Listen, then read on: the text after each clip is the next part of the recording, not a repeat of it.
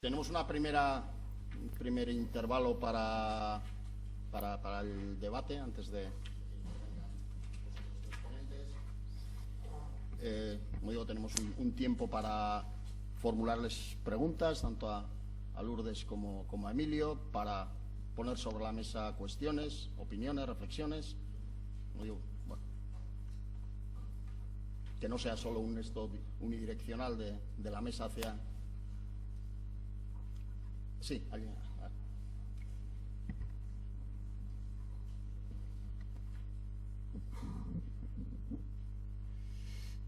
Bien, sobre las exposiciones esas anteriores, pues yo tengo unas dudas, unos interrogantes o una súplica, vamos, o sea, se ha hecho gala de contar con un archivo documental muy importante en relación a todo el tema del franquismo y a las víctimas, y el problema que tenemos, de hecho, es la duplicidad de esfuerzos, la falta de accesibilidad a esa documentación, etcétera, desde las asociaciones memorialistas, ¿no? Por ejemplo, nosotros hemos tenido que hacer frente a un gasto y a un esfuerzo para ir al Ferrol para recuperar algo de lo que allí hemos podido captar en cuanto a la represión de la población, pues, o víctimas de ese estado, ¿no? Entonces, si eso existe, tiene que haber una transparencia y una accesibilidad inmediata y sin costos, porque también pues hemos recurrido a la propia fundación y para recoger información, y nos han hablado de que eso tendríamos que abonar una cantidad para conseguirla, etcétera, etcétera, ¿no? Y es algo que yo no achaco no a la fundación, porque siendo una fundación, pues una entidad privada, pues puede hacer y deshacer según entienda, ¿no? Pero desde el punto de vista de la institución, sí, toda esa información y toda esa documentación tenía que haber una accesibilidad sin problemas y tal, porque supone unos esfuerzos, una dispersión, una duplicidad que habría que, bajo nuestro punto de vista, tratar de evitar, ¿no? Y luego el otro capítulo sobre el tema de la verdad, justicia y reparación. Nosotros estamos preocupados por los procedimientos que se están utilizando en las exhumaciones, ¿no? ¿Cuál es el objetivo? El desaparecido aparece, se identifica, se le proporciona los restos a la familia y pueden hacer un entierro, o sea, después de identificarlo, un entierro digno y un reconocimiento, ¿no? Pero eso no es verdad, ni justicia ni reparación bajo nuestro punto de vista. No hay una investigación, no hay una presencia judicial, no se sabe, no hay constancia de quién y por qué y cuándo y cómo se les ha asesinado, quiénes son los responsables, y por lo tanto no hay una judicialización de todo ese procedimiento. Yo no sé si con estos esfuerzos, aun siendo dignos, no estamos dando carpetazo al tema, ¿no? No estamos dando un cierto apoyo a la impunidad, porque si no hay una investigación, si no hay victimarios, si no se les lleva ante la justicia y se aplica la justicia, no puede haber reparación. En la filosofía es de ir al relato y luego cerrar el caso con una pretendida reconciliación, ir hacia la reconciliación. No. Estamos hablando de otras cosas, ¿no? Bajo nuestro punto de vista. Yo creo que actuando de una u otra forma podemos estar cerrando el paso y el camino a poder ejercer la justicia y la reparación digna, ¿no? Bueno, esas dos cositas. Bueno, yo voy a contestar la segunda pregunta. En el caso de las exhumaciones, nosotros nos debatimos entre que hay gente que nos pide ayuda y es gente muy mayor, ¿no? Y precisamente, si nos ponemos a esperar a la justicia, pues hace 15 años que yo hubiera encontrado la fosa de mi abuelo y estaría esperando a la justicia, ¿no? Y mi padre, que se murió hace 2 años, y otros 3 tíos míos que se han muerto en este tiempo, no hubieran podido hacer esa reparación simbólica, que también es muy importante, ¿no? Cuando las instituciones no reparan, como yo decía antes, tú tienes una herida y te la tienes que curar como puedes. Pero en ese caso los cuerpos no desaparecen, los cuerpos mantienen sus signos de violencia, los restos mantienen su ADN, si lo tenían, digamos, reconocible, y precisamente la causa argentina contra el franquismo se abrió por una exhumación hecha 5 años antes de que se presentara esa causa, lo cual quiere decir que las exhumaciones evidentemente tienen una utilidad camino de la justicia. Lo que no puedes hacer es achacar a quienes estamos haciendo eso, creo yo, la prevaricación que hacen muchos jueces, que según la ley de enjuiciamiento criminal, cuando aparecen restos humanos con signos de violencia y sin signos de violencia, los jueces tienen el deber de presentarse a recoger información. Si nosotros lo denunciamos y ellos no lo hacen, en ningún caso somos responsables. Pero lo que no podemos hacer, cuando en estos actos que han aparecido en algunas fotos de entrega de restos, lo que muchas veces dicen los hijos, acercándose a los voluntarios, les agarran del brazo y les dicen: ya me puedo morir tranquilo. Eso es una frase que yo he oído muchas veces. Eso también es un derecho, que quizá no está escrito en ninguna constitución, pero hay gente, como mi abuela, que ojalá se hubiera muerto tranquila, que se murió con la lengua mordida durante 40 años, y ojalá se hubiera podido morir más tranquila, aunque no fuera por la intervención de un juez, si alguien le hubiera ayudado a hacerlo 2 años antes de que se abriera la fosa de mi abuelo, de su marido, porque era un deseo que ella tenía, ¿no? Entonces, los cuerpos no desaparecen, quiero decir, en Argentina, en otros países donde ha habido procesos judiciales, bueno, no voy a decir más intensos que aquí, porque aquí no ha habido ninguno, ha habido exhumaciones antes. Y los informes que hace la Sociedad de San Anzadi son perfectamente válidos si un juez quiere que sean válidos. De hecho, Francisco Echeverría envió un gran informe a la jueza argentina que resume su trabajo en estos años, ¿no? Entonces, la propia exhumación tiene algo de reparación, tiene algo de verdad, porque solo hay que ir a una exhumación para escuchar. Una fosa es una boca y mucha gente que ha estado callada empieza a hablar. Es un ritual en el que de pronto se conocen muchísimas cosas, ¿no? Entonces, tiene una reparación fundamental. Evidentemente, que por ejemplo en un pueblo donde han hablado mal siempre de esas familias, de pronto gire eso y vaya gente de fuera y va a ayudarlas, y entonces reconoce que ellos fueron los que estaban donde había que estar para defender la democracia. Eso también es reparación. Nosotros podemos hacer una justicia civil, por decirlo, ¿no? Que es ayudar a esa gente, ayudar a que se conozca lo que pasó, etcétera, etcétera. Pero en ningún caso hay ninguna obstaculización. El día que un juez quiera investigar esto, va a tener decenas de informes llenos de información sobre las exhumaciones, sobre los restos, con pruebas de ADN, con documentos, etcétera, etcétera, para incorporarlo en su causa, ¿no? Y yo digo, el ejemplo de la causa argentina es más que evidente. El alcalde de Castro Rey fue exhumado en el verano del año 2005. La denuncia se presenta 5 años después. Bueno, es la primera vez que hay 21 imputados en una causa judicial que tienen que ver con la dictadura.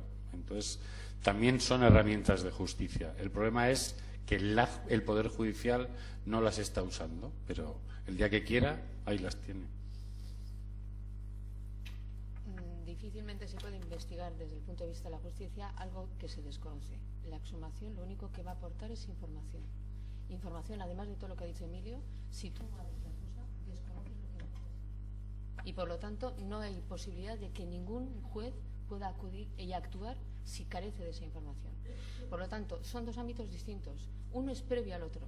Sin exhumaciones y sin apertura de esas fosas, desde luego el juez poca información va a tener. La apertura de esas fosas lo que permite es tener conocimiento. Ese conocimiento le va a servir a un juez si tiene ganas y tiene interés en llevar una causa adelante. Pero es obligatorio y es previo. Es que yo no entiendo por qué se considera que es incompatible. Es que considero que es el paso inicial obligatorio y previo a todo proceso judicial.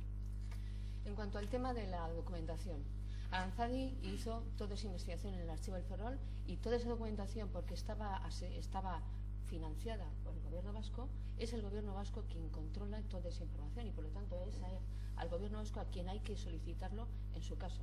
Luego me ha dicho Mónica que va a hablar sobre ese tema. Por lo tanto, es toda la documentación que se ha localizado en los archivos, está asequible y está abierta a todo el mundo. por alusiones también. La directora de la Fundación quería intervenir, me imagino, en relación a la alusión a la disponibilidad de los fondos. Sí, en relación a la disponibilidad de los fondos de la Fundación, desde que el archivo se abrió allá en Artea, donde muchos de los que han estado aquí han estado conociendo la documentación, siempre ha estado abierta a todos los investigadores que han querido acceder a ella, también a todos los particulares. Hemos atendido tanto en sala, cuando estábamos en archivo, en Artea, perdón, como ahora aquí en este edificio, en la planta de abajo. Hemos atendido a los particulares aquí y también a través de Internet, a todas aquellas personas que tienen dificultades para investigar en un archivo, y desde luego nunca se ha cobrado a nadie, más allá de las fotocopias que sí se cobran en cualquier archivo. Y es cierto además que todos los investigadores y todos los particulares tienen acceso a los documentos originales, a los libros que tenemos en biblioteca, a las revistas que tenemos en hemeroteca, y desde luego cobramos las fotocopias, pero nuestras puertas están abiertas absolutamente a todo el mundo y sin ninguna otra pega. Si ha habido alguna cuestión concreta, pues ya lo aclararíamos, pero desde luego la política siempre ha sido esa. Eskerrik asko. Gracias, Irune. Yo, como único que puedo decir es que como investigador creo que yo y buena parte de los que estamos aquí podemos dar fe de ello. Bien, ¿hay alguna? Vaya. Egunon, no sabía si intervenir aquí o en la segunda parte donde se habla de políticas públicas, pero voy a tratar de ser breve porque ha habido varias referencias de cosas que ya estamos haciendo. Soy diputada en el Parlamento Europeo, se ha hecho mención a la División Azul y a muchos de los homenajes que se han realizado en el Estado español, simplemente para decir que nosotros en el Parlamento Europeo ya desde la anterior legislatura estamos presentando denuncias de situaciones que ocurren, como la cruz en honor de Franco en Vigo, que el Ayuntamiento se niega.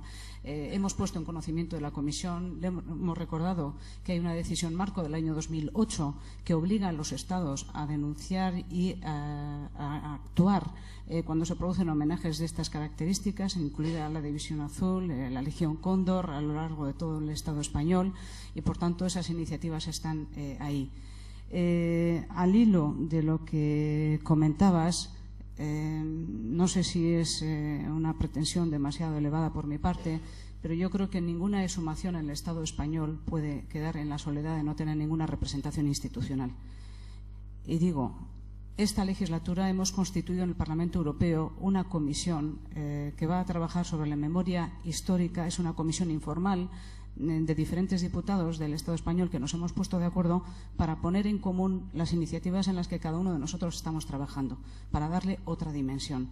Yo me comprometo, si os parece adecuado a los representantes de las asociaciones que aquí estáis presentes, a trasladar que esa comisión, que tiene ese carácter informal, pero con objetivos claros, a acudir a las exhumaciones y darle por lo menos la dimensión europea. Estamos trabajando en diferentes iniciativas a lo largo para poder desarrollar este año o en el próximo año. Una de las cosas en las que al menos yo estaba pensando para poder proponer es organizar una jornada con una dimensión europea en el Parlamento y dar a conocer esto. Y yo me comprometo a enviaros a todas las personas que queráis todas las preguntas, todas las respuestas que ha dado la propia Comisión, porque están obligados desde la Comisión Europea a hacer un informe anual para ver cómo cumple cada uno de los Estados miembros esa decisión marco, incluso con la capacidad de sancionar. Por tanto, hay un trabajo que para nosotros es muy difícil dar a conocer, lo estamos haciendo con algunas asociaciones, pero creo que hay que darle otra dimensión porque es muy importante dar a conocer a Europa y pedir la implicación a la Comisión Europea sobre lo que está ocurriendo y se está callando en el Estado español. Por tanto, creo que tenemos un trabajo en común importante que realizar, toda nuestra disposición, y sí creo que tenemos que hacer el esfuerzo de eludir las campañas electorales, fijarnos unos objetivos muy claros y, como digo, estoy dispuesta a trasladar la necesidad de ese acompañamiento a sus actuaciones. Bueno, yo quería contar, y gracias, que nosotros hace 2 años intentamos llevar al Parlamento Europeo la exposición de Aranzadi que ha salido ahí, y teníamos la autorización desde hace 3 años para que se instalara en una zona del edificio, en el bar del edificio que se llama, del edificio de Bruselas, que es un lugar privilegiado, entre comillas, por el tránsito que tiene, y cuando faltaba un mes para que tuviéramos que instalarla, faltaba exactamente un papel, y entonces un cuestor del Partido Popular Europeo nos negó esa posibilidad. Nosotros pensábamos precisamente en el Parlamento Europeo decir, este es un problema que también les afecta a ustedes, ¿no? Y hicimos una reclamación al Defensor del Pueblo Europeo, y los 2 argumentos que se utilizaron para no permitir la instalación de la exposición fue una, que las imágenes podían ser impactantes, que son como las que se han visto aquí de las fosas. Quiero decir, allí ha habido exposiciones, por ejemplo, sobre el Holocausto, bueno, para mí con imágenes mucho más duras, y lo que nos contestó el Defensor del Pueblo Europeo es que la exposición podría generar controversia, literalmente. Bueno, pues yo pienso que debería pedir la disolución del Parlamento Europeo si no puede haber controversia en un Parlamento, ¿no? Entonces, para nosotros es como que ni siquiera podemos, o sea, bueno, luego hubo una protesta, yo no sé si estás por allí, pero estuvo Paco Echeverría y demás, y al final conseguimos instalar la exposición en un centro cultural de Bruselas, pero ni siquiera allí pudimos colocar una exposición que es absolutamente pedagógica, además, ¿no?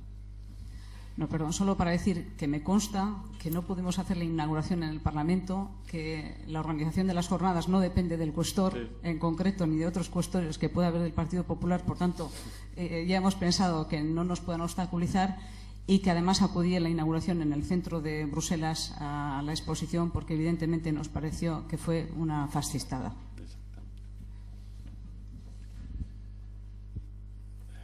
Bien. Bueno.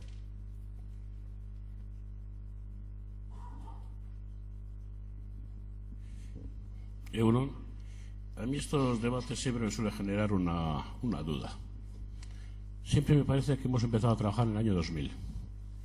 Yo quiero romper una lanza, por ejemplo, aquella gente como Altafalla, que ya en los años 70, 79, 80, empezaron a trabajar. A todos aquellos grupos pequeños de los pueblos que sin medios y con amenazas de muerte empezaron a trabajar. Parece que solo cuando en el año 2000 se descampa, termina el temporal de nieve, parece que sale el sol. No, había un sol también trabajando, sobre todo mucho en Navarra, y muy difícil, mucho antes que el año 2000. Yo lo he contado ahí, quiero decir que no sé quién habla de ese hielo o de ese deshielo, pero yo ahí lo he contado. Yo creo que de todas formas la diferencia, por un lado, es la aportación científica a las exhumaciones, que eso permite un montón de cosas, que ocurran un montón de cosas más con ellas, y el otro tiene que ver con el trabajo que se ha hecho en torno a la justicia y a los organismos de derechos humanos, ¿no? Por ejemplo, la implicación del Grupo de Trabajo contra la Desaparición Forzada y Voluntaria en Naciones Unidas, que por primera vez en el año 2003 incluye al Estado español en su informe anual, ¿no? Entonces, creo que a eso le podríamos añadir Internet también, ¿no? Que nos ha permitido comunicar muchas cosas. Pero evidentemente, tanto Aranzadi como nosotros estamos recogiendo información sobre esos años. En el Centro Superior de Investigaciones Científicas hay una chica francesa, Zoe de Kengarat, que está buscando información sobre esas exhumaciones. Hemos conseguido algunos vídeos en Navarra y en Salvaleón, por ejemplo, en Badajoz, grabados casi de forma clandestina en ese tiempo, y estamos buscando precisamente todos los antecedentes de lo que ocurrió en esas fechas. Ahora mismo le estaba enseñando yo a Lourdes, antes de entrar aquí, un cómic que se llama El médico novato, que cuenta una exhumación que hubo en Bayuvas de Abajo, un pueblo de Soria, en el año 1971. Y el nieto de uno de los asesinados allí ha hecho un cómic que al final está lleno de documentación. Entonces yo creo que lo que ha cambiado simplemente es una generación, si podemos decirlo así, de los nietos, que tenemos otras herramientas, ¿no? Evidentemente, esto se hacía en los años 70, yo vivía en Pamplona en esos años, y la situación era bastante más complicada que la que nosotros tenemos ahora, pero vamos, desde el principio Aranzadi entrevistó a Esperanza Pérez, que es una mujer de Palencia, que en el año 76 vino de Bruselas a exhumar a su padre, y acabó exhumando a 170 personas en el año 76.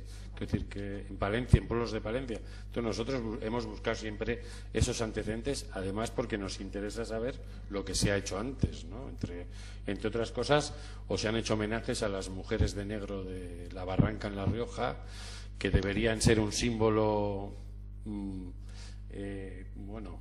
universal, como las madres de Plaza Mayo, que estuvieron 40 años defendiendo el suelo de esa fosa, que si uno pone en YouTube Memoria Histórica 1979, las puede ver hablando el 1 de mayo de 1979, y como yo hablaba antes de que no hace falta haber leído los derechos humanos. Esas mujeres, que en su mayoría eran analfabetas, estuvieron durante 40 años dando un ejemplo de resistencia civil contra la represión de la dictadura, ¿no? Entonces, yo creo que han cambiado las herramientas, que quienes hicieron esas exhumaciones en Tafalla, pues no, digamos que no eran de ámbitos académicos. Yo soy periodista y bueno, pues digamos que eso me ha facilitado poder comunicar cosas que tienen que ver con la memoria, o las exhumaciones tienen que ver con las herramientas, pero evidentemente son nuestros antecedentes y yo por eso los he sacado allí, ¿no? Porque casualmente yo vivía en Pamplona en los 70 y me fui en el 79 a Aranjuez, donde se hizo esa gran exhumación.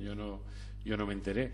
Pero evidentemente nosotros tenemos que dar reconocimiento a quienes abrieron ese camino. Yo he intentado explicar que el golpe de Estado es el que en buena parte detiene ese movimiento social, ¿no? Y civil, que está buscando esa justicia. Y de alguna manera ha tenido que llegar otra generación que no lo vivió como una amenaza en buena parte para abrir ese camino hacia la justicia, ¿no?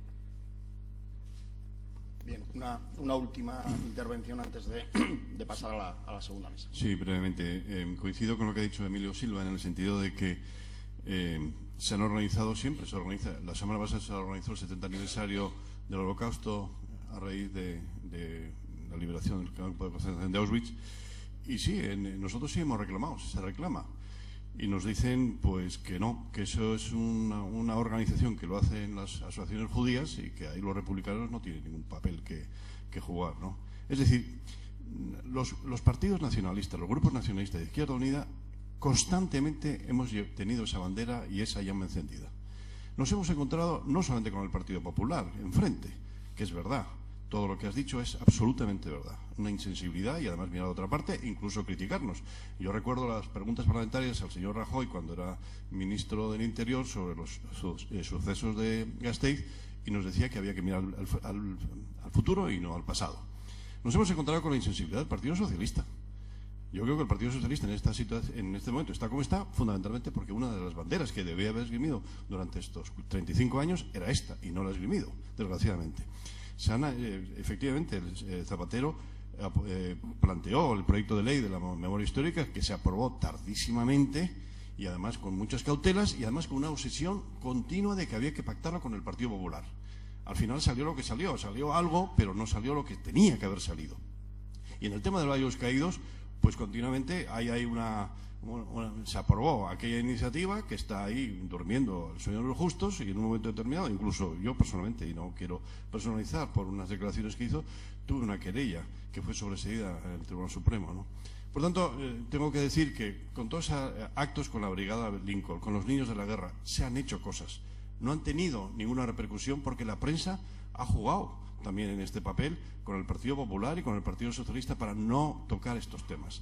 Por tanto, yo estoy totalmente de acuerdo con lo que ha dicho Silva, y habría que hacer muchísimo más, y yo confío que en la siguiente legislatura esto va a cambiar.